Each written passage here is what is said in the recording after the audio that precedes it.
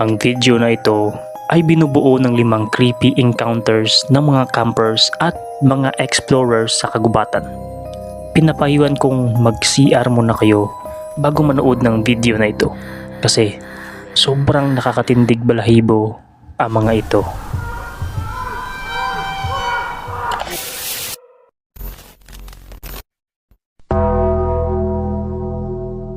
Gamit lang ang kanyang flashlight at ang kanyang mga paa, in-explore ng lalaking ito ang isang minahan na parabang isang lagusan papuntang inferno. In-upload ito ng channel na Exploring Abandoned Mines and Unusual Places noong December 1, 2016. Ang naturang minahan na ito ay inabandona pa noong early 1900s sa kadahilan ng nauubos na ang mga ginto na namimina dito at lumalalim na rin ang kanilang hukay. Sa sobrang lalim na ng hukay ng minahan na ito, maraming tao ang tinawag na itong Gates of Hell o lagusan papuntang impyerno. Ang mga minero na nagtatrabaho dito dati ay nakakarinig ng mga hagulgol ng mga taong nagdudusa at mga bulong na di mo maintindihan. Itong video na ito ay ang patunay na nakakakilabot ang naturang minahan. Now I have both of my helmet lights on, but as soon as I get in here I'm going to turn them off and only use the through night TN12 handheld flashlight you see here. So let's keep going down here. We'll check out this mine and you can see how this light performs. Look at that. All those rocks. That's insane. And continues down that way. And it looks like there's a ladder right here on the right going up into that stope. Pinagpatuloy lang niya ang kanyang pag-explore sa minahan hanggang sa napunta siya sa dead end o ang hangganan ng tunnel. Dito na siyang nagpasyang bumalik. Pero nagulantang siya kasi parang may mga taong nag-uusap at may mga nagbubulong sa kanya. And that's looking back at the ceiling and where we came from, which is that way. So, yeah, that's pretty cool. And I think the tunnel dead ends. So let's head back out. But yeah, this is crazy. These timbers up there. That's really dangerous. So we'll get through here as fast as we can and get out of here before this all comes down. Do you hear that?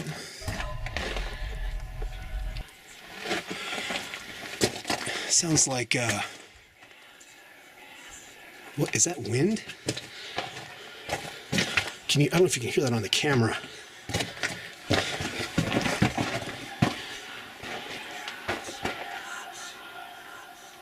Do you hear that? Stopped.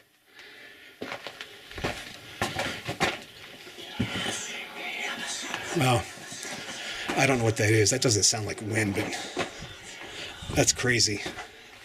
Don't know if that's a bird or I don't know what that is. It almost sounds like snakes, but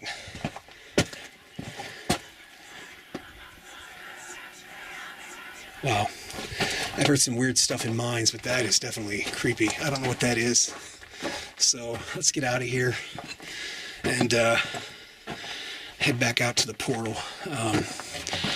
That was weird. I